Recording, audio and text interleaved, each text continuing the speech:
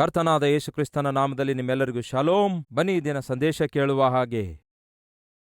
ಯೋಹಾನ ಸುವಾರ್ತೆ 5ನೇ ಅಧ್ಯಾಯ 1ರಿಂದ ವಚನ 9ರವರೆಗೂ.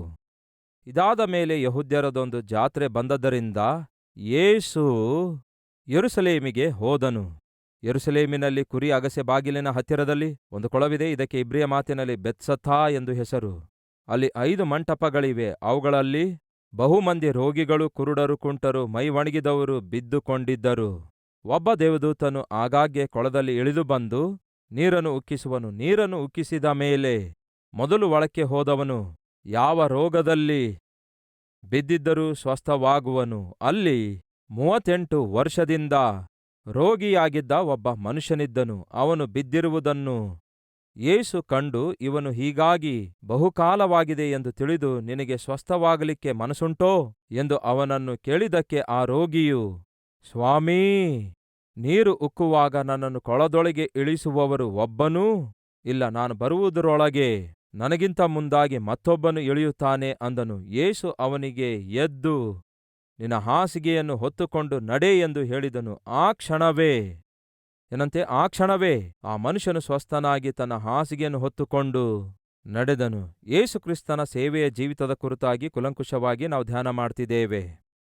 ಯೇಸು ಈ ಭೂಲೋಕದ ಮೇಲೆ 33 ವರ್ಷ ಜೀವಿಸಿದ್ದಾರೆ. 33 ವರ್ಷ ಯೇಸು ಈ ಭೂಲೋಕದ ಮೇಲೆ ಜೀವಿಸಿದಾಗ್ಯೂ ಕೂಡ ಸೇವೆ ಮಾಡಿದ್ದು ಮಾತ್ರ ಕೇವಲ 3 ವರ್ಷ ಮಾತ್ರವೇ. ಯೇಸುಕ್ರಿಸ್ತನವರಿಗೆ 30 ವರ್ಷ ವಯಸ್ಸಾದಾಗ ತನ್ನ ತಂದೆಯ ಚಿತ್ತದ ಪ್ರಕಾರ ಹಾಗೂ ಈ ಭೂಲೋಕಕ್ಕೆ ಆತನು ಬಂದಿರುವಂತಹ ರಕ್ಷಣೆ ಕಾರ್ಯವನ್ನು ನೆರವೇರಿಸುವುದಕ್ಕಾಗಿ 30 ವರ್ಷ ವಯಸ್ಸಿನಲ್ಲಿ ಆತನು ಸುವಾರ್ತೆ ಸಾರುವುದನ್ನು ಆರಂಭಿಸುತ್ತಾರೆ. ದೇವರ ರಾಜ್ಯದ ಕುರಿತಾದ ವಾರ್ತೆಯನ್ನು ಸಾರುವುದಕ್ಕಾಗಿ ಪ್ರಾರಂಭಿಸುತ್ತಾರೆ. ಹಾಗೆ ವಾಕ್ಯ ಸಾರಲು ಪ್ರಾರಂಭಿಸಿದಾಗ ಆತನ ವಯಸ್ಸು 30 ವರ್ಷವಾಗಿತ್ತು.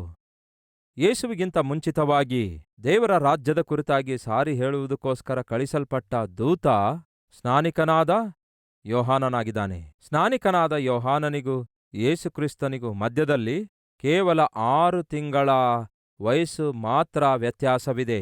ಯೇಸುಕ್ರಿಸ್ತನು ಈ ಭೂಲೋಕದಲ್ಲಿ ಜನಿಸುವುದಕ್ಕಿಂತ 6 ತಿಂಗಳ ಮೊದಲು ಯೋಹಾನನು ಜನಿಸುತ್ತಾನೆ. ಯಾರಿಗೆ ಜನಿಸುತ್ತಾನೆ? ಎಲಿಜಬೆತ್, ಜಕರಿಯ ಎನ್ನುವಂತಹ ಅದ್ಭುತರಾದ ಆತ್ಮೀಕರಿಗೆ, ಸೇವಕರಿಗೆ ಒಬ್ಬ ಏಕೈಕ ಸಂತಾನವಾಗಿ ಈ ಯೋಹಾನನು ಎನ್ನುವಂತಹ ಅದ್ಭುತನಾದ ಆತ್ಮೀಕನು, ಪವಿತ್ರಾತ್ಮ ಭರಿತನಾಗಿರುವಂಥವನು, ದೇವರ ಸೇವೆಯನ್ನು ಬಹಳವಾಗಿ ಪ್ರೀತಿಸಿ ಸುವಾರ್ತೆಯನ್ನು ಪ್ರಕಟಿಸಿದವನು, ಯೇಸುಕ್ರಿಸ್ತನಿಗಿಂತ ಮುಂಚೆ ಕ್ರಿಸ್ತನಿಗಾಗಿ ಮಾರ್ಗ ಸರಾಗ ಮಾಡುವುದಕ್ಕಾಗಿ ಕಳಿಸಲ್ಪಟ್ಟಂತಹ ಯೋಹಾನನು ಜನಿಸುತ್ತಾನೆ. ಕೇಳಿ ಸಹೋದರ ಸಹೋದರಿಯರೇ, ಯೋಹಾನನು ಜನಿಸುವುದಕ್ಕಿಂತ ಮುಂಚೆ ಯೋಹಾನನ ತಂದೆ ತಾಯಿ ದೇವರನ್ನು ಸೇವಿಸುತ್ತಾ ಇದ್ರು. ಅವರು ದೇವರನ್ನು ಸೇವಿಸುತ್ತಾ ಇದ್ದಾಗಿಯೂ ಕೂಡ, ವಾಕ್ಯಾನುಸಾರವಾಗಿ ಅವರು ಜೀವಿಸುತ್ತಿದ್ದಾಗಿಯೂ ಕೂಡ, ಸೇವೆ ಮಾಡುತ್ತಿದ್ದಾಗಿಯೂ ಕೂಡ ಅವರ ಜೀವಿತದಲ್ಲಿ ಒಂದು ಕೋರಿಕೆ ತೀರಲಾರದ ಕೋರಿಕೆಯಾಗಿಯೇ ಉಳ್ಕೊಂಡಿತು. ಅವರು ಪ್ರಾರ್ಥನೆ ಮಾಡುತ್ತಾ ಇದ್ದಾಗಿಯೂ, ಸೇವೆ ಮಾಡುತ್ತಾ ಇದ್ದಾಗಿಯೂ, ಕರ್ತನು ಬಯಸಿದಂತೆ ಜೀವಿಸುತ್ತಿದ್ದಾಗಿಯೂ ಅವರ ಜೀವಿತದಲ್ಲಿ ಒಂದು ಸಮಸ್ಯೆಯಾಗಿಯೇ ಉಳಿದುಕೊಂಡಿತು. ಯಾವುದು ಆ ಸಮಸ್ಯೆ? ಅವರಿಗೆ ಮಕ್ಕಳೇ ಇರಲಿಲ್ಲ. ದೇವರನ್ನು ಸೇವಿಸುತ್ತಾ ಇದ್ರು, ಪ್ರಾರ್ಥನೆ ಮಾಡುತ್ತಾ ಇದ್ರು, ಸೇವೆ ಮಾಡುವವರಾಗಿದ್ರು, ನೀತಿಯಿಂದ ಯಥಾರ್ಥತೆಯಿಂದ ಜೀವಿಸಿದ್ರು. ಆದಾಗ್ಯೂ ಅವರ ಜೀವಿತದಲ್ಲಿ ಅದೇನೋ ಅವರು ಮಾಡಿರುವಂತಹ ಪ್ರಾರ್ಥನೆಗೆ ಅವರಾಶಿಸಿದ ಸಮಯದಲ್ಲಿ ಉತ್ತರ ಸಿಗಲಿಲ್ಲ. ನಿಮ್ಮ ಜೀವಿತದಲ್ಲೂ ಕೂಡ ಯಾಕೆ ಈ ಸಮಸ್ಯೆ ನನ್ನ ಜೀವಿತದಲ್ಲಿ ಇನ್ನೂ ತೀರಲಾರದೆ ಹಾಗೆ ಉಳ್ಕೊಂಡಿದೆ? ಯಾಕೆ ಈ ಕಷ್ಟ ನನ್ನ ಬದುಕಿನಲ್ಲಿ ಇನ್ನೂ ಹೆಚ್ಚು ಕಣ್ಣೀರು ಸುರಿಸುವಂತೆ ಮಾಡ್ತಿದೆ? ಯಾಕೆ ನನ್ನ ಕುಟುಂಬದಲ್ಲಿ ಇನ್ನೂ ಶಾಂತಿ ಸಮಾಧಾನ ಸಿಗಲಾರದಂತೆ ಉಳ್ಕೊಂಡಿದೆ? ಯಾಕೆ ನನ್ನ ಗಂಡ ಇನ್ನೂ ಮಾರ್ಪಟ್ಟಿಲ್ಲ? ಯಾಕೆ ನನ್ನ ಹೆಂಡತಿ ಇನ್ನೂ ನನಗೆ ನರಕಯಾತನೆ ತೋರಿಸ್ತಿದ್ದಾಳೆ? ಯಾಕೆ ನನ್ನ ಮಕ್ಕಳು ಇನ್ನೂ ಮಾರ್ಪಟ್ಟಿಲ್ಲ? ಯಾಕೆ ಅವರ ಜೀವಿತದಲ್ಲಿ ಇನ್ನೂ ರಕ್ಷಣೆಯ ಕಾರ್ಯ ಉಂಟಾಗುತ್ತಿಲ್ಲ? ನನ್ನ ಕುಟುಂಬಕ್ಕಾಗಿ ಪ್ರಾರ್ಥನೆ ಮಾಡ್ತಿದ್ದೇನಲ್ಲವೇ? ನನ್ನ ಗಂಡ ನನ್ನ ಹೆಂಡತಿ ರಕ್ಷಿಸಲ್ಪಡಬೇಕೆಂದು ದೇವರೇ ನಿಮ್ಮ ಸನ್ನಿಧಿಯಲ್ಲಿ ಕಣ್ಣೀರು ಸುರಿಸಿ ಪ್ರಾರ್ಥಿಸ್ತಿದ್ದೇನಲ್ಲವೇ? ಯಾಕೆ ನಾನು ಆಶಿಸಿದಂತಹ ಪ್ರತಿಫಲ ನೋಡ್ಲಿಕ್ಕಾಗ್ತಾ ಇಲ್ಲ ಎಂಬುದಾಗಿ ನಮ್ಮಲ್ಲಿ ಕೆಲವರು ಬಹುಶಃ ಈ ದಿನ ಬೇಸರಗೊಂಡಿದ್ದೀರೇನೋ, ದುಃಖ ಪಡ್ತಾ ಇದ್ದೀರೇನೋ. ಪ್ರಾರ್ಥನೆಗೆ ಯಾಕೆ ಉತ್ತರ ಸಿಗುತ್ತಾ ಇಲ್ಲ ಎಂಬುದಾಗಿ ಬಹುಶಃ ನಿರುತ್ಸಾಹರಾದವರು ಇದ್ದಿರುತ್ತೀರಿ. ಅದೇ ಸಮಯದಲ್ಲಿ ಓದಿದಾಗಿಯೂ ಉದ್ಯೋಗ ಸಿಗದೆ ಬಾಧೆ ಪಡುವಂಥವರು, ಆತ್ಮಿಕರಾದಾಗಿಯೂ ಕರ್ತನನ್ನು ಸೇವಿಸುತ್ತಿದ್ದಾಗಿಯೂ ವಿವಾಹ ವಿಷಯದಲ್ಲಿ ಆಲಸ್ಯವಾಗ್ತಿದೆ ಎಂದು ದಿಗುಲು ಪಡುವಂಥವರು, 15 ವರ್ಷ, 20 ವರ್ಷ, 25 ವರ್ಷದಿಂದ ಕಷ್ಟಪಟ್ಟು ದುಡಿಯುತ್ತಿದ್ದೇವೆ, ಆದರೂ ಕೂಡ ನಮ್ಮದೇ ಆದ ಒಂದು ಸ್ವಂತ ಮನೆಯಿಲ್ಲ ಎಂಬುದಾಗಿ ಕೆಲವು ಸಂದರ್ಭದಲ್ಲಿ ನಿರಾಶೆಗೆ ಗುರಿಯಾಗುವಂಥವರು. ಹಾಗೆಯೇ ನೀತಿಯಿಂದ ಯಥಾರ್ಥತೆಯಿಂದ ಜೀವಿಸುತ್ತಾ ಇದ್ರು, ಯಾವುದೇ ಕೆಟ್ಟ ಚಟಕ್ಕೆ ಒಳಗಾಗದಿದ್ದರು. ಯಾಕೆ ನನಗೆ ಅನಾರೋಗ್ಯ ಬಂತು? ಯಾಕೆ ನನಗೆ ಶರೀರ ಬಲಹೀನತೆ ಬಂತು? ಇದ್ದಕ್ಕಿದ್ದಂತೆ ಸಡನ್ ಆಗಿ ನಾನು ಬಲಹೀನನಾಗುತ್ತೇನೆ, ಅನಾರೋಗ್ಯದ ಪಾಲಾಗ್ತೇನೆ, ಒಂಥರ ನಿರ್ಶಕ್ತನಾಗುತ್ತೇನೆ, ಶಕ್ತಿ ಕಳೆದುಕೊಳ್ಳುತ್ತೇನೆ.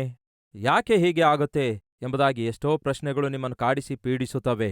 ದಯವಿಟ್ಟು ಗಮನಿಸಿರಿ, ದೇವರು ಕೆಲವು ಸಂದರ್ಭಗಳಲ್ಲಿ ನಮ್ಮ ಜೀವಿತವನ್ನು ಮತ್ತಷ್ಟು ಹೆಚ್ಚಾಗಿ ಆತ್ಮಿಕತೆಯೊಳಗೆ ನಡೆಸುವುದಕ್ಕಾಗಿ, ನಮ್ಮ ಹೃದಯವನ್ನು ಮತ್ತಷ್ಟು ಹೆಚ್ಚು ಪರಿಶುದ್ಧಪಡಿಸುವುದಕ್ಕಾಗಿ, ನಮ್ಮನ್ನು ತನ್ನ ಕಡೆಗೆ ಆಕರ್ಷಿಸಿಕೊಳ್ಳುವುದಕ್ಕಾಗಿ ಕೆಲವೊಂದು ಸಾರಿ ದೇವರು ಕೆಲವೊಂದು ಶ್ರಮೆಗಳನ್ನು ದೇವರು ಅನುಮತಿಸುತ್ತಾರೆ, ಕೆಲವೊಂದು ಪರೀಕ್ಷೆಗಳನ್ನು ಕೂಡ ದೇವರು ಅನುಮತಿಸುತ್ತಾರೆ. ಅದೇ ಸಮಯದಲ್ಲಿ ಪರೀಕ್ಷೆಯಲ್ಲಿ ನಾವು ಪಾಸಾಗುವಾಗ ಖಂಡಿತವಾಗಿಯೂ ದೇವರು ನಮಗೆ ಅನುಗ್ರಹಿಸುವಂತಹ ಆಶೀರ್ವಾದವನ್ನು ಅನುಗ್ರಹಿಸುತ್ತಾರೆ ಎಂಬ ವಾಸ್ತವವನ್ನು ಮರೆಯಬೇಡಿರಿ. ಮತ್ತೊಮ್ಮೆ ಹೇಳ್ತೇನೆ ಕೇಳಿರಿ, ದೇವರು ನಿಮ್ಮ ಪ್ರಾರ್ಥನೆಗೆ ಆಲಸ್ಯ ಮಾಡಬಹುದೇನೋ, ಆದರೆ ಅಲಕ್ಷ್ಯ ಮಾತ್ರ ದೇವರು ಎಂದಿಗೂ ಮಾಡುವುದಿಲ್ಲ. ಎಲಿಜಬೆತ್ ಅಂಡ್ ಜಕರಿಯಾ ಇವರಿಬ್ಬರೂ ಕೂಡ ಆತ್ಮಿಕರೇ ಆಗಿದ್ರು, ಸೇವೆ ಮಾಡುವ ಸೇವಕರೇ ಆಗಿದ್ರು, ಪ್ರಾರ್ಥನಾ ವೀರರೇ ಆಗಿದ್ರು. ಆದಾಗ್ಯೂ ಅವರ ಪ್ರಾರ್ಥನೆಗೆ ಉತ್ತರ ಸಿಗಲಿಲ್ಲ, ಅವರಿಗೆ ಮಕ್ಕಳೇ ಆಗ್ಲಿಲ್ಲ. ಹಾಗಂತ ದೇವರು ಉತ್ತರ ಕೊಡಲಾರದೆ ಉಳ್ಕೊಂಡ್ರು ಅಂತ ನೆನೆಸುತ್ತೀರೋ? ಇಲ್ಲವೇ ಇಲ್ಲ. ಅವರ ಪ್ರಾರ್ಥನೆ ದೇವರು ಕೇಳುತ್ತಲೇ ಇದ್ರು. ತಕ್ಕ ಸಮಯದಲ್ಲಿ ದೇವರು ಬಹುಶ್ರೇಷ್ಠವಾದ ಉತ್ತರ ಕೊಡುತ್ತಾರೆ. ಎಷ್ಟು ಶ್ರೇಷ್ಠವಾದ ಉತ್ತರ ಕೊಟ್ಟರು ಗೊತ್ತಾ? ಸ್ತ್ರೀಯರು ಹೆತ್ತವರಲ್ಲಿ ಯೋಹಾನನಷ್ಟು ದೊಡ್ಡವನೂ ಇಲ್ಲ ಎನ್ನುವಂತಹ ಶ್ರೇಷ್ಠವಾದ ಉತ್ತರ ದೇವರು ಅನುಗ್ರಹಿಸಿದ್ರು. ಅಂದರೆ ಈ ದಿನ ನಿಮ್ಮ ಜೀವಿತದಲ್ಲಿ ಪ್ರಾರ್ಥನೆಗೆ ಉತ್ತರ ಆಲಸ್ಯವಾಗುತ್ತಿದೆ ಎಂದು ಆಲೋಚಿಸಿ ನೀವು ನಿರಾಶರಾಗಿರಬಹುದು, ಇಲ್ಲವೇ ಬೇಸರಗೊಂಡಿರಬಹುದು. ಆದರೆ ಒಂದು ಶುಭವಾರ್ತೆ ಏನೆಂದರೆ, ದೇವರು ನೀವು ಮಾಡುವ ಪ್ರಾರ್ಥನೆಯನ್ನು ಲಾಲಿಸಿ ನೀವು ಆಶಿಸಿರುವುದಕ್ಕಿಂತಲೂ ಬೇಡಿಕೊಂಡಿರುವುದಕ್ಕಿಂತಲೂ ಅತ್ಯಧಿಕವಾದ ಅದ್ಭುತವಾದ ಉತ್ತರವನ್ನೇ ದೇವರು ನಿಮಗೆ ಅನುಗ್ರಹಿಸುವಂತವರಾಗಿದ್ದಾರೆ. ಹಾಗಾಗಿ ಕ್ರೈಸ್ತಿಯ ಸಮಾಜವೇ, ಕೇಳುವುದರಿಂದ ನಂಬಿಕೆ ಉಂಟಾಗ್ತದೆ. ಹಾಗಾಗಿ ನಾನು ಸಾರುವಂತಹ ಈ ಸಂದೇಶಗಳು ಏನ್ ಮಾಡುತ್ತಿವೆ ಗೊತ್ತಾ? ನಿಮ್ಮ ನಂಬಿಕೆಯನ್ನು ಉನ್ನತ ಸ್ಥಾನಕ್ಕೆ ಕೊಂಡೊಯ್ತಿವೆ. ಈ ವಾಕ್ಯ ಕೇಳ್ತಿರುವಾಗ ಬಹುಶ್ರದ್ಧೆಯಿಂದ ಈ ವಾಕ್ಯವನ್ನು ಅರ್ಥ ಮಾಡಿಕೊಳ್ಳಿರಿ, ಅಂಗೀಕರಿಸಿರಿ, ಅನುಸರಿಸಿರಿ. ಯೇಸುಕ್ರಿಸ್ತನ ಜೀವಿತದಲ್ಲಿ 3.5 ವರ್ಷದಲ್ಲಿ ನಡೆದಿರುವಂತಹ ಸಂಘಟನೆಗಳ ಕುರಿತಾಗಿ ನಿಮ್ಮೊಂದಿಗೆ ಹಂಚಿಕೊಳ್ತಿದ್ದೇನೆ. ಯೇಸು ತನ್ನ 30 ವರ್ಷ ವಯಸ್ಸಿನಲ್ಲಿ ಸೇವೆಯನ್ನು ಪ್ರಾರಂಭಿಸುತ್ತಾರೆ. ಆತನಿಗಿಂತ 6 ತಿಂಗಳ ಮುಂಚೆ ಮತ್ತೊಬ್ಬರು ಸೇವೆ ಪ್ರಾರಂಭಿಸುತ್ತಾರೆ. ಯಾರೆಂದು ಹೇಳಿ? ಯೋಹಾನನು. ಈ ಯೋಹಾನನು ಯೇಸುಕ್ರಿಸ್ತನಿಗೆ ಮುಂಚಿತವಾಗಿ ಕೇವಲ 6 ಮಂತ್ಸ್ ಮಾತ್ರವೇ ಮುಂಚಿತವಾಗಿ ಸೇವೆ ಪ್ರಾರಂಭಿಸಿದ. ಹಾಗೆ 6 ಮಂತ್ಸ್ ಮುಂಚೆ ಪ್ರಾರಂಭಿಸಿ ಯೇಸುಕ್ರಿಸ್ತನ ಬರೋಣದ ಕುರಿತಾಗಿ ಪ್ರಕಟಿಸುತ್ತಾನೆ. ಯೇಸು ಬಂದಾಗ ಯೇಸುವನ್ನು ಲೋಕಕ್ಕೆ ಪರಿಚಯಿಸುತ್ತಾನೆ. ಲೋಕದ ಪಾಪ ಹೊತ್ತುಕೊಂಡು ಹೋಗುವ ದೇವರ ಯಜ್ಞದ ಕುರಿಮರಿ ಎಂಬುದಾಗಿ ಯೇಸುವನ್ನು ಲೋಕಕ್ಕೆ ಪರಿಚಯಿಸುತ್ತಾನೆ. ಆನಂತರ ಯೋಹಾನನು ಘೋರವಾಗಿ ಕೊಲ್ಲಲ್ಪಡುತ್ತಾನೆ. ಯೇಸುಕ್ರಿಸ್ತನು ಮಾತ್ರ ತನ್ನ ಸೇವೆಯನ್ನು ಮುಂದುವರಿಸುತ್ತಾ ಮುಂದೆ ಸಾಗುತ್ತಾರೆ. ಮೊದಲನೇದಾಗಿ ಯೇಸುಕ್ರಿಸ್ತನು ಹುಟ್ಟಿರೋದೆಲ್ಲಿ? ಬೆತ್ಲೆಹೇಮಿನಲ್ಲಿ. ಬೆಳೆದಿದ್ದೆಲ್ಲಿ ಹೇಳ್ರಿ? ನಜರೇತಿನಲ್ಲಿ. ಆದರೆ ಸೇವೆ ಮಾತ್ರ ಎಲ್ಲಿ ಕೇಂದ್ರವನ್ನಾಗಿ ಇಟ್ಕೊಂಡು, ಯಾವ ಪಟ್ಟಣವನ್ನು ಕೇಂದ್ರವಾಗಿಟ್ಕೊಂಡು ಸೇವೆ ಮಾಡಿದ್ರು? ಕಪೆರ್ನೌಮಿನಲ್ಲಿ. ಅಂದರೆ ಯೇಸುಕ್ರಿಸ್ತನು ಕಪೆರ್ನೌಮಿನಲ್ಲಿ ಸೇವೆ ಮಾಡ್ತಾರೆ. ಈ ಕಪೆರ್ನೌಮು ಗಲಿಲಾಯ ಸಮುದ್ರ ತೀರದಲ್ಲಿ ಇದೆ. ಅಂದರೆ ಗಲಿಲಾಯ ಸಮುದ್ರ ತೀರದ ಸುತ್ತಮುತ್ತಲು ಹೆಚ್ಚು ಸೇವೆ ಮಾಡಿದ್ದಾರೆ. ಕಪೆರ್ನೌಮಿನಲ್ಲಿ ಹೆಚ್ಚು ಸೇವೆ ಮಾಡಿದ್ದಾರೆ. ಹಾಗೆ ಕಪೆರ್ನೌಮು ಗಲಿಲಾಯ ಸಮುದ್ರ ನಾರ್ತ್ನಲ್ಲಿ ಇರುತ್ತದೆ. ಸೌತ್ನಲ್ಲಿ ಏನೋ ಯೆರೂಸಲೇಮ್ ಇರುತ್ತೆ. ಹಾಗಾಗಿ ಹೆಚ್ಚು ಶೇಕಡರಷ್ಟು ಯೇಸುಕ್ರಿಸ್ತನು ನಾರ್ತ್ನಲ್ಲಿ ಮಾಡುತ್ತಾರೆ. ಅಂದರೆ ಆ ದೇಶದಲ್ಲಿ ಮೇಲಿರುವ ಗಲಿಲಾಯ ಸಮುದ್ರ ಪ್ರಾಂತ್ಯದಲ್ಲಿ ಸೇವೆ ಮಾಡ್ತಾರೆ. ಆದರೆ ಆಯಾ ಸಮಯದಲ್ಲಿ ಯೇಸುಕ್ರಿಸ್ತನು ಯೆರೂಸಲೇಮಿಗೆ ಬರುತ್ತಾ ಇದ್ರು, ಯೆರೂಸಲೇಮಿನಲ್ಲಿದ್ದುಕೊಂಡು ಸೇವೆ ಮಾಡ್ತಾ ಇದ್ರು. ಮತ್ತೆ ಹಿಂದಕ್ಕೆ ಹೋಗಿ ಗಲಿಲಾಯ ಸುತ್ತಮುತ್ತಲು ಹೆಚ್ಚು ಸೇವೆ ಮಾಡುತ್ತಾ ಇದ್ರು. ಯೇಸುಕ್ರಿಸ್ತನು ಮಾಡಿರುವಂತಹ 33 ಅದ್ಭುತಗಳಲ್ಲಿ 11 ಅದ್ಭುತಗಳನ್ನು ಎಲ್ಲಿ ಮಾಡ್ತಾರೆ? ಕೇವಲ ಕಪೆರ್ನೌಮ್ ಎಂಬ ಪಟ್ಟಣದಲ್ಲಿಯೇ ಯೇಸು ಅದ್ಭುತ ಮಾಡ್ತಾರೆ. ನಿಮಗೆ ಸ್ಕ್ರೀನ್ನಲ್ಲಿ ತೋರಿಸ್ತಿದ್ದಾರೆ ನೋಡಿ, ಯೇಸು ಮಾಡಿರುವ ಅದ್ಭುತ ಕಾರ್ಯಗಳು ಎಷ್ಟು ವಿಧವಾದವುಗಳೆಂದು. ಮೊದಲನೇದಾಗಿ ಯೇಸು ಮಾಡಿರುವಂತಹ ಅದ್ಭುತ ಕಾರ್ಯಗಳು 4 ವಿಧವಾಗಿವೆ. ಪ್ರಕೃತ ಸಂಬಂಧವಾದ ಅದ್ಭುತಗಳನ್ನು ಯೇಸುಕ್ರಿಸ್ತನು 9 ಮಾಡಿದ್ದಾರೆ. ಶರೀರ ಸಂಬಂಧವಾದ ಅದ್ಭುತ ಕಾರ್ಯಗಳನ್ನು 17 ಮಾಡಿದ್ದಾರೆ. ದುರಾತ್ಮಗಳಿಂದ ಬಿಡಿಸಿರುವಂತಹ ಅದ್ಭುತಗಳನ್ನು 4 ಮಾಡಿದ್ದಾರೆ. ಹಾಗೆಯೇ ಸತ್ತವರನ್ನು ಸಹ ತಿರುಗಿ ಎಬ್ಬಿಸಿರುವಂತಹ ಸಂದರ್ಭಗಳು ಒಟ್ಟು 3 ಆಗಿವೆ. ಸತ್ತಂತಹ ಎಷ್ಟು ಜನರನ್ನು ಎಬ್ಬಿಸಿದ್ದಾರೆ? 3 ಎಬ್ಬಿಸಿದ್ದಾರೆ. ದುರಾತ್ಮ ಹಿಡಿದವರನ್ನು ಬಿಡಿಸಿದಾರಲ್ಲವೇ, ಹಾಗೆ ಬಿಡಿಸಲ್ಪಟ್ಟವರಲ್ಲಿ ಲಿಖಿಸಲ್ಪಟ್ಟಿರುವಂಥದ್ದು ಬಹಳಷ್ಟು ದುರಾತ್ಮಗಳನ್ನು ಬಿಡಿಸಿರ್ತಾರೆ. ಯೋಹಾನ ಭಕ್ತನು ಹೇಳಿದಂತೆ 21ನೇ ಅಧ್ಯಾಯ ಕೊನೆ ವಚನದಲ್ಲಿ ಏನಿದೆ, ಯೇಸು ಮಾಡಿರುವ ಅದ್ಭುತ ಕಾರ್ಯಗಳ ಕುರಿತು, ಮಾಡಿರುವ ಮಹತ್ಕಾರ್ಯಗಳ ಕುರಿತು ಒಂದು ವೇಳೆ ಪುಸ್ತಕ ಬರೆಯುವುದಾದರೆ ಈ ಭೂಲೋಕದಲ್ಲಿರುವ ಗ್ರಂಥಗಳೇ ಸಾಕಾಗುವುದಿಲ್ಲ ಅಂದಿದ್ದಾನೆ. ಅಷ್ಟೊಂದು ಅದ್ಭುತ ಮಾಡಿದ್ದಾರೆ. ಆದರೆ ಲಿಖಿಸಲ್ಪಟ್ಟ ಅದ್ಭುತಗಳು, ಎಕ್ಸಾಂಪಲ್, ಈಗ ನಾವು ಬೆತ್ಸತಾ ಕೊಳದ ಬಳಿಯಲ್ಲಿ 38 ವರ್ಷಗಳಿಂದ ಬಿದ್ದಿರುವವನ ಕುರಿತಾಗಿ ಒಂದು ಅದ್ಭುತ ಕಾರ್ಯದ ಬಗ್ಗೆ ಓದಿಕೊಂಡಿದ್ದೇವಲ್ಲವೇ, ಹೀಗೆ ಲಿಖಿಸಲ್ಪಟ್ಟಿರುವ ಅದ್ಭುತಗಳ ಕುರಿತಾಗಿ 33 ಅದ್ಭುತಗಳು ದಾಖಲಿಸಲಾಗಿವೆ. ಅದರಲ್ಲಿ 3 ಸ್ಥಳಗಳಲ್ಲಿ ಸತ್ತವರನ್ನು ಯೇಸು ಎಬ್ಬಿಸುತ್ತಾರೆ, 4 ಸ್ಥಳಗಳಲ್ಲಿ ದುರಾತ್ಮನಿಂದ ಬಂಧಿಸಲ್ಪಟ್ಟವರನ್ನು ಬಿಡುಗಡೆ ಮಾಡುತ್ತಾರೆ, 15 ಸ್ಥಳಗಳಲ್ಲಿ ಸ್ವಸ್ಥತೆ ಕಾರ್ಯಗಳನ್ನು ಮಾಡುತ್ತಾರೆ, 9 ಸ್ಥಳಗಳಲ್ಲಿ ಪ್ರಕೃತಿ ಸಂಬಂಧವಾದ ಅಂದರೆ ಸಮುದ್ರಕ್ಕೆ ಶಾಂತ ಮಾಡುವುದಾಗಲಿ, 5 ರೊಟ್ಟಿ 2 ಮೀನು ಅನೇಕ ಸಾವಿರಾರು ಜನರಿಗೆ ಹಂಚಿಕೊಡುವುದಾಗಲಿ, ಇಂತಹ ಅದ್ಭುತಗಳು ಏನೆಲ್ಲ ಇವೆಯೋ. ಇಲ್ಲವೇ ಈಗ ನೀವು ಬಲೆ ಹಾಕಿರಿ ಏನಾಗುತ್ತೆ ನೋಡಿ ಅಂದಾಗ ಅವರು ಬಲೆ ಹಾಕಿದಾಗ ರಾಶಿರಾಶಿಯಾಗಿ ಮೀನುಗಳು ದೊರಕುವುದಾಗಲಿ, ಇಂತಹ ಅದ್ಭುತಗಳಲ್ಲಿ ಸುಮಾರು 9 ಮಾಡುತ್ತಾರೆ. ಒಟ್ಟು ಸೇರಿಸಿದ್ರೆ ಎಷ್ಟಾಗುತ್ತೆ ಹೇಳಿ? 33 ಅದ್ಭುತಗಳ ಕುರಿತು ಲಿಖಿಸಲ್ಪಟ್ಟಿದೆ. ಆ 33 ಅದ್ಭುತಗಳಲ್ಲಿ ಈಗ ನಾವು ಧ್ಯಾನಿಸುತ್ತಿರುವ ಅದ್ಭುತ ಯೆರೂಸಲೇಮಿನಲ್ಲಿ ಸಂಭವಿಸಿದೆ. ಅದಕ್ಕಿಂತ ಮುಂಚೆ ನಾವು ನೋಡಿದ ಅದ್ಭುತ ಹೆಚ್ಚು ಶೇಕಡ ಗಲಿಲಾಯ ಸಮುದ್ರ ತೀರದಲ್ಲಿ ಕಪೆರ್ನೌಮ್ ಎಂಬ ಪಟ್ಟಣದಲ್ಲಿ ಕಾನಾ ಎನ್ನುವಂತಹ ಪ್ರಾಂತ್ಯದಲ್ಲಿ ನಡೆದ ಅದ್ಭುತಗಳ ಕುರಿತು ಧ್ಯಾನಿಸಿದೆವು. ಈಗ ಯೇಸು ಕ್ರಿಸ್ತನು ಯೆರೂಸಲೇಮಿಗೆ ಬಂದಿದ್ದಾರೆ. ಕಪೆರ್ನೌಮು, ಗಲಿಲಾಯ, ಯೂದಾಯ ಪ್ರಾಂತ್ಯದಲ್ಲಿ ಸೇವೆ ಮಾಡಿರುವಂತಹ ಯೇಸು ಕ್ರಿಸ್ತನು ಈಗ ಯೆರೂಸಲೇಮಿಗೆ ಬರುತ್ತಾರೆ. ಯಾಕೆ ಬಂದರೆಂದು ಬೈಬಲ್ನಲ್ಲಿದೆ. ಯಾಕೆ ಬಂದಿದ್ದಾರಂತೆ? 5ನೇ ಅಧ್ಯಾಯ 1ನೇ ವಚನ. ಇದಾದ ಮೇಲೆ ಯೆಹೂದ್ಯರದೊಂದು ಜಾತ್ರೆ ಬಂದದ್ದರಿಂದ ಯೇಸು ಯೆರೂಸಲೇಮಿಗೆ ಹೋದನು. ವಾಸ್ತವದಲ್ಲಿ ಯೆರೂಸಲೇಮಿನಲ್ಲಿ ಸೆಲೆಬ್ರೇಷನ್ ಇತ್ತು. ಏನಿತ್ತು? ಹಬ್ಬ ನಡೆಯುತ್ತಿದೆಯಂತೆ. ಹಬ್ಬ ನಡೆಯುತ್ತಾ ಇರುವುದರಿಂದ ಒಂದೇ ಸಮನೆ ಸಂಭ್ರಮ ಮಾಡುವುದಕ್ಕಾಗಿ ಆ ಪ್ರಾಂತ್ಯದ ಜನರೆಲ್ಲ ಹಬ್ಬದಲ್ಲಿ ಪಾಲ್ಗೊಳ್ಳಲು ಬಂದಿದ್ರು.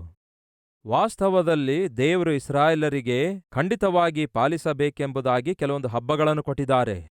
ಆ ಹಬ್ಬಗಳನ್ನು ಖಂಡಿತವಾಗಿಯೂ ನೀವು ಆಚರಿಸಲೇಬೇಕು ಎಂಬುದಾಗಿ ಇಸ್ರಾಯೇಲ್ ಪ್ರಜೆಗಳಿಗೆ ದೇವರು ಆಜ್ಞಾಪಿಸುತ್ತಾರೆ. ಹಾಗಾಗಿ ಇಸ್ರಾಯೇಲ್ಯರು ತಮಗಿರುವ ಹಬ್ಬಗಳನ್ನು ಖಂಡಿತವಾಗಿಯೂ ಆಚರಿಸುತ್ತಾ ಇದ್ರು. ಹಬ್ಬ ಅಂದ್ರೆ ಏನು? ಸಂತೋಷದಿಂದ ಸಂಭ್ರಮದಿಂದ ಆಚರಿಸುವಂಥದ್ದು. ಹಾಗಾಗಿ ಯೆರೂಸಲೇಮ್ ಎಲ್ಲವೂ ಕೂಡ ಹಬ್ಬದ ವಾತಾವರಣದಿಂದ ತುಂಬಿಕೊಂಡಿತು. ಯಾವ ಮನೆಯಲ್ಲಿ ನೋಡಿದ್ರೂ ಕೂಡ ಹಬ್ಬದ ವಾತಾವರಣ, ಯಾವ ಮನೆಯಲ್ಲಿ ನೋಡಿದ್ರೂ ಕೂಡ ರುಚಿಕರವಾದ ಅಡಿಗೆ ಮಾಡಿಕೊಳ್ತಾ ಇದ್ರು. ಸಂತೋಷವಾಗಿ ಆನಂದಕರವಾಗಿ ಕಾಲ ಕಳೆಯುವುದಕ್ಕಾಗಿ ಆ ಜನರು ಸಿದ್ಧರಾಗುವಂತಹ ಹಬ್ಬದ ಸಮಯ ಅದಾಗಿತ್ತು.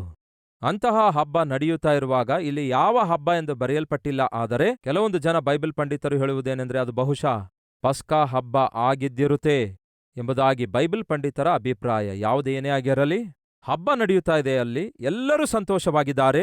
ಪ್ರತಿ ಮನೆಯಲ್ಲಿ ಎಲ್ಲರೂ ಆನಂದವಾಗಿದ್ದಾರೆ. ಹೀಗೆ ಹಬ್ಬ ಬಂದಾಗ ಕೆಲವರೇನ್ ಮಾಡ್ತಾರೆ? ಹೊಸ ಬಟ್ಟೆ ಕೊಂಡ್ಕೊಳ್ತಾರೆ. ಇನ್ನು ಕೆಲವರೇನ್ ಮಾಡ್ತಾರೆ? ಚೆನ್ನಾಗಿ ಡೆಕೋರೇಟ್ ಮಾಡಿಕೊಳ್ತಾರೆ. ಮನೆಗೆಲ್ಲ ಸುಣ್ಣ ಬಳಿದುಕೊಳ್ತಾರೆ. ಮನೆಯನ್ನು ಅಲಂಕರಿಸಿಕೊಳ್ತಾರೆ ಮತ್ತು ಹಬ್ಬಕ್ಕೆ ಬಂಧುಗಳನ್ನು ಕರೆಯುತ್ತಾರೆ. ತಮ್ಮ ಅಳಿಯನಿಗಾಗಲಿ ಮಗಳಿಗಾಗಲಿ ಹಾಗೂ ಮಗನನ್ನು ಸೊಸೆಯನ್ನು ಕರೆಯುತ್ತಾರೆ. ಬಂಧುಗಳನ್ನು ಕರೆದುಕೊಂಡು ಸಂಭ್ರಮದಿಂದ ಸಂತೋಷದಿಂದ ತಮ್ಮ ಸಮಯ ಕಳೆಯುತ್ತಾರೆ. ಅದು ಆ ದಿನ ಯೆರೂಸಲೇಮಿನಲ್ಲಿ ಸಂಭವಿಸಿರುವಂತಹ ಸಂಘಟನೆಯಾಗಿದೆ. ಹಬ್ಬ ನಡೆಯುತ್ತಾ ಇದೆ ಆ ಪಟ್ಟಣದಲ್ಲಿ. ಹಾಗೆ ಹಬ್ಬ ನಡೆಯುತ್ತಿರುವ ಸಮಯದಲ್ಲಿ ಯೇಸುಕ್ರಿಸ್ತನು ಆ ಪಟ್ಟಣಕ್ಕೆ ಹೋಗುತ್ತಾರೆ.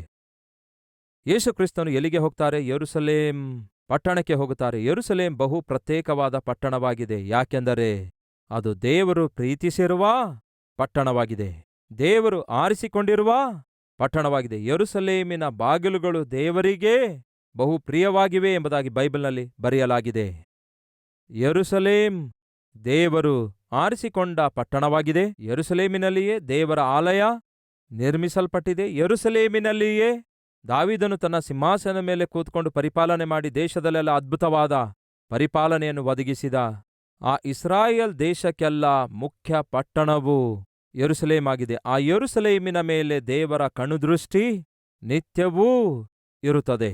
ಅಂದರೆ ದೇವರು ಬಹಳವಾಗಿ ಪ್ರೀತಿಸಿರುವಂತಹ ಪಟ್ಟಣವು, ದೇವರು ಬಹಳ ಮಮತೆ ಇಟ್ಟಿರುವಂತಹ ಪಟ್ಟಣವು, ದೇವರು ಯಾವಾಗಲೂ ಗಮನಿಸುತ್ತಾ ಇರುವಂತಹ ಪಟ್ಟಣವೇ ಯೆರೂಸಲೇಮ್ ಪಟ್ಟಣವಾಗಿದೆ. ಯಾಕೆ ಇದೆಲ್ಲ ಹೇಳುತ್ತಾ ಇದ್ದೇನೆ ಗೊತ್ತಾ? ದೇವರು ಬಹಳವಾಗಿ ಪ್ರೀತಿಸಿರುವಂತಹ ಆ ಪಟ್ಟಣಕ್ಕೆ ಯೇಸುಕ್ರಿಸ್ತನು ಬರ್ತಾರೆ. ಅಂದರೆ ತಾನೇ ಬಹಳವಾಗಿ ಪ್ರೀತಿಸಿರುವಂತಹ ಯೆರೂಸಲೇಮ್ ಪಟ್ಟಣಕ್ಕೆ ಬರುತ್ತಾರೆ. ಕೇಳಿ ಸಹೋದರ ಸಹೋದರಿಯರೇ, ಯೇಸು ಬೆಳೆದಿದ್ದು ನಜರೇತಿನಲ್ಲಿ.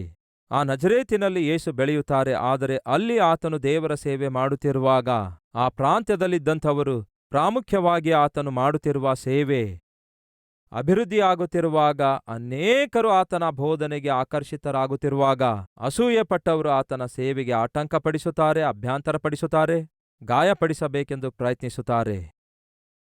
ಆನಂತರ ಯೇಸುಕ್ರಿಸ್ತನು ನಜರೇತ್ ಪಟ್ಟಣವನ್ನು ಬಿಟ್ಟುಬಿಟ್ಟು ಕಪೆರ್ನೌಮಿಗೆ ಬಂದು ತನ್ನ ಸೇವೆಯನ್ನು ಬಲವಾಗಿ ಮುಂದುವರಿಸುತ್ತಾರೆ. ಕಪೆರ್ನೌಮಿನಲ್ಲಿ ತಾನು ಬಹಳವಾಗಿ ಪ್ರೀತಿಸಿರುವ ಪೇತ್ರ, ಆಂದ್ರೆಯ, ಇತರ ಅನೇಕ ಶಿಷ್ಯರು ಆ ಪ್ರಾಂತ್ಯದಲ್ಲಿದ್ದಾರೆ. ಆದ್ದರಿಂದ ಕಪೆರ್ನೌಮ್ ಕ್ಯಾಪಿಟಲ್ ಸಿಟಿಯಾಗಿ, ಅಂದರೆ ಸೇವೆ ವಿಷಯದಲ್ಲಿ ಮುಖ್ಯ ಪಟ್ಟಣವನ್ನಾಗಿ ಯೇಸು ಆರಿಸಿಕೊಂಡು ಅದ್ಭುತವಾಗಿ ಸೇವೆ ಮಾಡುತ್ತಾರೆ. ಅದೇ ಸಮಯದಲ್ಲಿ ಆಯಾ ಸಮಯಗಳಲ್ಲಿ ಯೆರೂಸಲೇಮಿಗೆ ಬಂದು ಅಲ್ಲಿಯೂ ಕೂಡ ಸೇವೆ ಮಾಡುತ್ತಾ, ಅಲ್ಲಿಯೂ ಕೂಡ ವಾಕ್ಯವನ್ನು ಸಾರುತ್ತಾ ಇದ್ರು. ಆದರೆ ವಿಷಾದಕರವಾದ, ದುರದೃಷ್ಟವಾದ, ದುಃಖಕರವಾದ ಸಂಗತಿಯೇನೆಂದರೆ, ಯೆರೂಸಲೇಮಿಗೆ ಯಾವತ್ತಾಗಲಿ ಯೇಸುಕ್ರಿಸ್ತನು ಬಂದಾಗ ಅದೇನೋ ಯೆರೂಸಲೇಮಿನಲ್ಲಿರುವಂತಹ ಸೇವಕರು, ಧರ್ಮಶಾಸ್ತ್ರ ಉಪದೇಶಕರು, ಮಹಾಯಾಜಕರು, ಶಾಸ್ತ್ರಿಗಳು ಯೇಸುಕ್ರಿಸ್ತನು ಪ್ರಕಟಿಸುತ್ತಿರುವಂತಹ ಸತ್ಯವನ್ನು, ಯೇಸುಕ್ರಿಸ್ತನು ಮಾಡುತ್ತಿರುವಂತಹ ಮಹತ್ಕಾರ್ಯಗಳನ್ನು ಅಂಗೀಕರಿಸುವುದರ ಬದಲಿಗೆ ಬಹಳವಾಗಿ ತಿರಸ್ಕರಿಸುತ್ತಾರೆ. ಅಂದರೆ ಯೇಸುಕ್ರಿಸ್ತನು ಯೆರೂಸಲೇಮಿಗೆ ಬಂದಿರುವ ಪ್ರತಿ ಸಾರಿ ಸ್ವಲ್ಪ ಮಟ್ಟಿಗೆ ತಿರಸ್ಕಾರವನ್ನು ಆತನು ಎದುರಿಸಬೇಕಾಯಿತು. ಕೇಳಿ ಪ್ರಿಯ ಸಹೋದರ ಸಹೋದರಿಯರೇ, ದೇವರು ಬಹಳವಾಗಿ ಪ್ರೀತಿಸಿರುವ ಪಟ್ಟಣ ಯೆರೂಸಲೇಮ್ ಆಗಿದೆ. ಆದರೆ ಆ ಯೆರೂಸಲೇಮ್ ಪಟ್ಟಣವೇ ತಾನೇ ಬಹಳವಾಗಿ ಪ್ರೀತಿಸಿರುವಂತಹ ಆ ಲೋಕ ರಕ್ಷಕನನ್ನೇ ತಿರಸ್ಕರಿಸುವಂಥದ್ದು ಎಷ್ಟು ವಿಷಾದಕರವಾಗಿದೆ. ದಯವಿಟ್ಟು ಗಮನಿಸಿರಿ. ಇಲ್ಲಿ ನಾವು ಕಲಿಯಬೇಕಾದ ಅಮೂಲ್ಯವಾದ ಪಾಠ ಯಾವುದೆಂದರೆ, ನಾವು ಕೂಡ ಕೆಲವೊಮ್ಮೆ ಪ್ರೀತಿಸ್ತೇವೆ. ಮಗನನ್ನು ಪ್ರೀತಿಸಬಹುದು, ಮಗಳನ್ನು ಪ್ರೀತಿಸಬಹುದು, ಹೆಂಡತಿಯನ್ನು ಪ್ರೀತಿಸಬಹುದು, ಗಂಡನನ್ನು ಪ್ರೀತಿಸಬಹುದು, ಬಂಧುಗಳನ್ನು ಪ್ರೀತಿಸಬಹುದು, ಅಥವಾ ಆತ್ಮಿಕರನ್ನು ಪ್ರೀತಿಸಬಹುದು, ಇಲ್ಲವೇ ಒಬ್ಬ ಸ್ನೇಹಿತನನ್ನು ಪ್ರೀತಿಸಬಹುದು. ಹಾಗೆ ಪ್ರೀತಿಸಿದಾಗ ನಿಮಗನಿಸುವುದೇನೆಂದರೆ, ಅವರು ನಿಮ್ಮ ಪ್ರೀತಿ ಅಂಗೀಕರಿಸಬೇಕು ಎಂಬುದಾಗಿ ಅನಿಸುತ್ತದೆ. ನಿಮ್ಮನ್ನು ಅವರು ಸ್ವೀಕರಿಸಬೇಕು ಅಂತ ಅನಿಸುತ್ತದೆ. ಯೇಸುಕ್ರಿಸ್ತನು ಕೂಡ ಬಹಳ ಆಸೆಪಡುತ್ತಾರೆ ಯೆರೂಸಲೇಮ್ ಆತನನ್ನು ಅಂಗೀಕರಿಸುತ್ತದೆಂದು. ಯೆರೂಸಲೇಮಿನ ಪಟ್ಟಣದ ಪ್ರಜೆಗಳು ಆತನ ಸಂದೇಶವನ್ನು ಅಂಗೀಕರಿಸುತ್ತಾರೆಂದು, ಆತನ ಪ್ರೀತಿ ಗುರುತಿಸುತ್ತಾರೆಂದು ಬಹಳ ಆಶಿಸುತ್ತಾರೆ. ಆದರೆ ಯೆರೂಸಲೇಮೇ, ಯೆರೂಸಲೇಮೇ, ನೀನು ರಕ್ಷಿಸಲ್ಪಡಬೇಕೆಂದು ನಾನು ಎಷ್ಟೋ ಆಸೆಪಟ್ಟೆ. ಕೋಳಿ ತನ್ನ ಮರಿಗಳನ್ನು ತನ್ನ ರೆಕ್ಕೆಯ ಕೆಳಗೆ ಮರೆಮಾಡಿಕೊಂಡಂತೆ ನಿನ್ನನ್ನು ನಾನು ನನ್ನ ರೆಕ್ಕೆಯ ಕೆಳಗೆ ಮರೆಮಾಡಿಟ್ಟುಕೊಂಡೆ. ಆದರೆ ನೀನು ನನ್ನ ವಿರುದ್ಧ ತಿರುಗಿ ಬೀಳುತ್ತಾ ಇದ್ದಿ. ನನ್ನ ಮಾತು ಕೇಳದಂತೆ ನೀನು ನನ್ನ ವಿರುದ್ಧ ತಿರುಗಿ ಬೀಳುತ್ತಾ ಇದ್ದಿ ಎಂದು ಯೆರೂಸಲೇಮನ್ನು ನೋಡಿ ಯೇಸುಕ್ರಿಸ್ತನು ಪ್ರಲಾಪಿಸುತ್ತಾರೆ. ಅಂದರೆ ಕೇಳಿ ಸಹೋದರ ಸಹೋದರಿಯರೇ, ಎಲ್ಲರೂ ನಿಮ್ಮನ್ನು ಅಂಗೀಕರಿಸಬೇಕು, ಎಲ್ಲರೂ ನಿಮ್ಮನ್ನು ಸ್ವೀಕರಿಸಬೇಕು, ಎಲ್ಲರೂ ನಿಮ್ಮನ್ನು ಪ್ರೀತಿಸಬೇಕು, ಎಲ್ಲರೂ ನಿಮ್ಮನ್ನು ಅರ್ಥಮಾಡಿಕೊಳ್ಳಬೇಕು ಎಂಬ ಆಸೆ ಉಳ್ಳವರಾಗಿರುವುದು ಸಹಜ, ಸಾಧಾರಣ. ಆದರೆ ಕೇಳ್ರಿ, ಎಲ್ಲರೂ ನಿಮ್ಮನ್ನು ಅರ್ಥಮಾಡಿಕೊಳ್ಳುವುದಿಲ್ಲ, ಎಲ್ಲರೂ ನಿಮ್ಮನ್ನು ಅಂಗೀಕರಿಸುವುದಿಲ್ಲ, ಎಲ್ಲರೂ ನಿಮ್ಮನ್ನು ಪ್ರೀತಿಸುವುದಿಲ್ಲ. ಕೆಲವರು ವಿರೋಧಿಸುತ್ತಾರೆ. ನೀವೆಷ್ಟೇ ಪ್ರೀತಿಯುಳ್ಳ ವ್ಯಕ್ತಿಯಾಗಿದ್ರು, ಎಷ್ಟೇ ಒಳ್ಳೆ ವ್ಯಕ್ತಿಯಾಗಿದ್ರು, ಎಷ್ಟೇ ಒಳ್ಳೆಯವಳಾಗಿದ್ರು, ಎಷ್ಟೇ ಆತ್ಮಿಕಳಾಗಿದ್ರು, ಎಷ್ಟೇ ಒಳ್ಳೆ ಮನಸಾಕ್ಷಿಯಿಂದ ನೀವು ಸೇವೆ ಮಾಡ್ತಾ ಇದ್ರು ಕೂಡ, ನಿಮ್ಮ ಸೇವೆ ಎಷ್ಟೇ ಯಥಾರ್ಥವಾಗಿದ್ರೂ, ನೀವು ಸಾರುವ ವಾಕ್ಯ ಎಷ್ಟೇ ಶಕ್ತಿಯುಳ್ಳದಾಗಿದ್ರೂ, ನಿಮ್ಮನ್ನು ವಿರೋಧಿಸುವವರಿರುತ್ತಾರೆ, ನಿಮ್ಮನ್ನು ದ್ವೇಷಿಸುವವರಿರುತ್ತಾರೆ, ನಿಮ್ಮನ್ನು ದೂಷಿಸುವಂಥವರಿರುತ್ತಾರೆ, ನಿಮ್ಮನ್ನು ಅಂಗೀಕರಿಸಲಾರದಂತೆ ತಿರಸ್ಕರಿಸುವಂಥವರಿರುತ್ತಾರೆ, ವಿಮರ್ಶಿಸುವಂಥವರಿರುತ್ತಾರೆ. ಇದು ಯೇಸುಕ್ರಿಸ್ತನಿಗೆ ತಪ್ಪಲಿಲ್ಲ. ಯೇಸುಕ್ರಿಸ್ತನಲ್ಲಿ ಯಾರೊಬ್ಬರೂ ಕೂಡ ಒಂದು ಪಾಪವಾಗಲಿ ಲೋಪವಾಗಲಿ ಯಾರೊಬ್ಬರೂ ಕಂಡುಕೊಳ್ಳಲಿಕ್ಕಾಗಲಿಲ್ಲ. ಮತ್ತೆ ಯೇಸುಕ್ರಿಸ್ತನಲ್ಲಿ ಯಾವ ಲೋಪವೂ ಕೂಡ ಕಂಡುಕೊಳ್ಳಲಿಕ್ಕಾಗದಿದ್ರೂ ಸಹ ಯೇಸುಕ್ರಿಸ್ತನನ್ನು ಬಹಳವಾಗಿ ತಿರಸ್ಕರಿಸಿದಂಥವರಿದ್ದಾರೆ, ದ್ವೇಷಿಸಿದಂಥವರಿದ್ದಾರೆ, ದೂಷಿಸಿದಂಥವರಿದ್ದಾರೆ, ಪ್ರತಿಕಾರ ಬೆಳೆಸ್ಕೊಂಡವರಿದ್ದಾರೆ, ಕೊಲ್ಲಬೇಕೆಂದು ಪ್ರಯತ್ನಿಸಿದವರಿದ್ದಾರೆ. ಇದೆಲ್ಲದಕ್ಕೆ ಪ್ರಧಾನ ಕಾರಣವೇನೆಂದರೆ ಅಸೂಯೆ. ಯಾಕೆಂದರೆ ಯೇಸುಕ್ರಿಸ್ತನ ವಾಕ್ಯದಲ್ಲಿ ಶಕ್ತಿ ಇದೆ. ಯೇಸುಕ್ರಿಸ್ತನು ವಾಕ್ಯ ಬೋಧಿಸುತ್ತಾ ಇರುವಾಗ ಆ ವಾಕ್ಯ ಎಷ್ಟೋ ಆಧರಣೆಯಾಗಿ ಕಾಣಿಸಿಕೊಂಡಿತ್ತು, ಅದು ಅರ್ಥ ಆಗ್ತಾ ಇತ್ತು, ಅವರ ಜೀವಿತ ಪ್ರಭಾವ ಬೀರುತ್ತಾ ಇತ್ತು.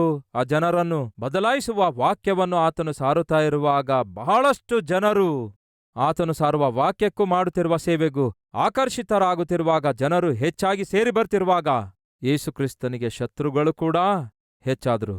ಜನರು ಆತನನ್ನು ಅಂಗೀಕರಿಸುತ್ತಿರುವ ಹಾಗೆ ಯೇಸುಕ್ರಿಸ್ತನನ್ನು ವಿರೋಧಿಸುವಂತಹ ಜನರು ಕೂಡ ಹೆಚ್ಚಾದರು. ಯಾರು ಯೇಸುಕ್ರಿಸ್ತನನ್ನು ವಿರೋಧಿಸಿದ್ದು? ಯಾರು ಯೇಸುಕ್ರಿಸ್ತನು ಮಾಡುತ್ತಿರುವ ಸೇವೆಯನ್ನು ತಡೆಯುವ ಪ್ರಯತ್ನ ಮಾಡಿದ್ರು? ಯಾರು ಯೇಸುಕ್ರಿಸ್ತನು ಮಾಡುತ್ತಿರುವ ಸೇವೆಯನ್ನು ವಿಸ್ತರಿಸಲಾರದಂತೆ ಸ್ಪೀಡ್ ಬ್ರೇಕರ್ ಹಾಕಿದ್ದು? ದುಃಖಕರವಾದ ಸಂಗತಿ ಏನೆಂದರೆ, ಆ ದಿನ ಇದ್ದಂತಹ ಮಹಾಯಾಜಕರೇ, ಸೇವಕರೇ ಯೇಸುಕ್ರಿಸ್ತನು ಮಾಡುವ ಸೇವೆಗೆ ಅಡ್ಡ ಬಂಡೆಯಂತೆ ತಯಾರಾದ್ರು. ಸೇವಕರೇ, ಮಹಾಯಾಜಕರೇ, ಧರ್ಮಶಾಸ್ತ್ರ ಬೋಧಿಸಿರುವಂತಹ ಬೋಧಕರೇ, ಫರಿಸಾಯರೇ, ಶಾಸ್ತ್ರಿಗಳೇ, ಈ ಬೈಬಲ್ ಆಗಿರುವ ಧರ್ಮಶಾಸ್ತ್ರವನ್ನು ಬೋಧಿಸಿದಂಥವರೇ ಯೇಸುಕ್ರಿಸ್ತನು ಮಾಡಿದ ಸೇವೆಯನ್ನು ವಿರೋಧಿಸಿದ್ರು, ಆಟಂಕಪಡಿಸಿದ್ರು. ನೀನು ಬೋಧಿಸಲೇಬಾರದು ಎಂದು ಹೇಳಿದ್ರು. ನಮ್ಮ ಪ್ರಾಂತ್ಯಕ್ಕೆ ಬರಬೇಡ ಅನ್ನುತ್ತಾರೆ, ಬಿಟ್ಟು ಹೋಗೋ ಅನ್ನುತ್ತಾರೆ. ಒಂದು ವೇಳೆ ಈ ದಿನ ಈ ವಾಕ್ಯ ಕೇಳ್ತಿರುವ ಸಹೋದರ ಸಹೋದರಿಯರೇ, ನಿಮ್ಮಲ್ಲಿ ಯಾರಾದರೂ ಯೇಸುವಿಗೋಸ್ಕರ ವೈರಾಗ್ಯದಿಂದ ಜೀವಿಸುತ್ತಿರುವುದಾದರೆ, ಯೇಸುವಿನ ಪ್ರೀತಿ ಲೋಕಕ್ಕೆ ಪ್ರಕಟಿಸಬೇಕೆಂದು ಆಶಿಸುತ್ತಿರುವುದಾದರೆ, ಇಲ್ಲವೇ ಸೇವೆಯಲ್ಲಿ ಬಲವಾಗಿ ಮುಂದಕ್ಕೆ ಸಾಗಬೇಕೆಂದು ನೀವು ಆಶಿಸುತ್ತಿರುವುದಾದರೆ, ನಿಮ್ಮ ಸೇವೆಯಾಗಲಿ ಸಭೆಯಾಗಲಿ ಆಶೀರ್ವದಿಸಲ್ಪಟ್ಟು ಅಭಿವೃದ್ಧಿ ಹೊಂದುತ್ತಿರುವುದಾದರೆ, ಇಲ್ಲವೇ ಅನೇಕ ಜನರು ನಿಮ್ಮ ಸಭೆಗೆ ಬರುತ್ತಿರುವುದಾದರೆ, ಸಾಧಾರಣವಾಗಿ ಹೊಟ್ಟೆ ಕಿಚ್ಚುಪಡೋದು ಯಾರು ಗೊತ್ತಾ? ಹೇಳ್ತೇನೆ ಕೇಳಿ ಯಾರೆಂದು. ಆ ಕಾಲದಲ್ಲಿ ಯೇಸುಕ್ರಿಸ್ತನು ಸೇವೆ ಮಾಡ್ತಿರುವಾಗ ಹೊಟ್ಟೆ ಕಿಚ್ಚು ಪಟ್ಟಿರೋದು ಸೇವಕರೇ.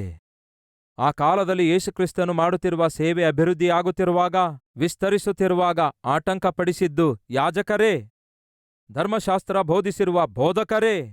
ಹಾಗಾಗಿ ಒಂದು ವೇಳೆ ಈ ದಿನ ನೀವು ಮಾಡುವಂತಹ ಸೇವೆಯಾಗಲಿ ಸಭಾ ಸೇವೆಯಾಗಲಿ ವಿರೋಧಿಸುವ ಪ್ರಯತ್ನ ಯಾರೇ ಮಾಡುತ್ತಿರುವುದಾದರೆ, ಇಲ್ಲವೇ ಆಟಂಕಪಡಿಸುವ ಪ್ರಯತ್ನ ಮಾಡುತ್ತಿರುವುದಾದರೆ, ಸಭೆಯ ವಿಶ್ವಾಸಿಗಳೇ ದಯಮಾಡಿ ನಿರುತ್ಸಾಹರಾಗಬೇಡಿರಿ.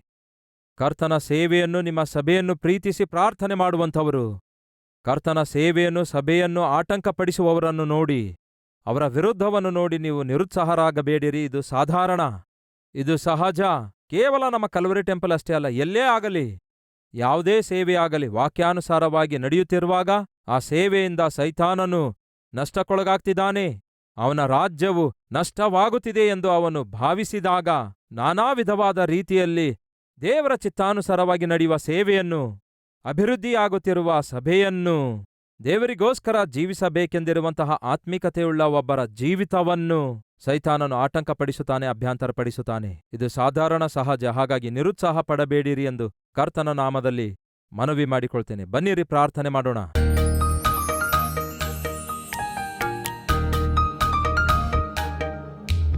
ಪರಿಶುದ್ಧನಾದ ಪ್ರೀತಿಯುಳ್ಳ ತಂದೆಯೇ, ಎಷ್ಟೋ ನೇರವಾಗಿ, ಎಷ್ಟೋ ಸ್ಪಷ್ಟವಾಗಿ, ಎಷ್ಟೋ ಅದ್ಭುತವಾಗಿ ದೇವರೇ ನಮ್ಮ ನಂಬಿಕೆಯನ್ನು ಬಲಪಡಿಸುತ್ತಾ, ದೇವರೇ ನಮಗೆ ಕಲಿಸಬೇಕಾದ ಅಮೂಲ್ಯವಾದ ಪಾಠಗಳನ್ನು ನಮಗೆ ಕಲಿಸುತ್ತಾ, ದೇವರೇ ನೀವು ಎಷ್ಟು ಒಳ್ಳೆಯವರಾಗಿದ್ದೀರೆಂದು, ಎಷ್ಟು ಕನಿಕರವುಳ್ಳವರಾಗಿದ್ದೀರೆಂದು, ಎಂತಹ ಪ್ರೀತಿ ನಮ್ಮ ಮೇಲೆ ಇಟ್ಟವರಾಗಿದ್ದೀರಿ ಎಂದು ಬಹಳ ಅರ್ಥ ಆಗುವ ರೀತಿಯಲ್ಲಿ ದೇವರೇ ನಮಗೆ ಈ ಸಂದೇಶ ಒದಗಿಸಿದ್ದಕ್ಕಾಗಿ ನಿಮಗೆ ವಂದನೆಗಳು.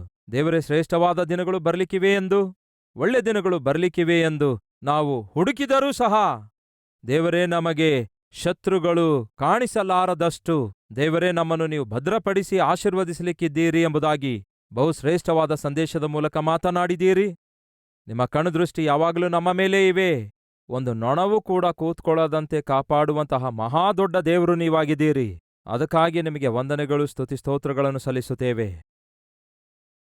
ಕರ್ತನೇ, ವೈಯಕ್ತಿಕವಾಗಿ ಯಾರ್ಯಾರು ಯಾವ ಯಾವ ಸಮಸ್ಯೆಯನ್ನು ದೇವರೇ ನಿಮ್ಮ ಬಳಿಗೆ ತಂದು ಒಪ್ಪಿಸಿದ್ದಾರೋ ಅವರ ಸಮಸ್ಯೆಯನ್ನು ಪರಿಷ್ಕರಿಸಿ ಅವರಿಗೆ ಸಮಾಧಾನವನ್ನು ದಯಪಾಲಿಸಿರಿ. ಅವರನ್ನು, ಅವರ ಕುಟುಂಬವನ್ನು ವಿಶೇಷವಾಗಿ ದರ್ಶಿಸಿ ಕಾಯ್ದು ಕಾಪಾಡಿರೆಂದು ಯೇಸುವಿನ ನಾಮದಲ್ಲಿ ಬೇಡಿ ಹೊಂದಿದ್ದೇವೆ ತಂದೆಯೇ. ಆಮೆನ್.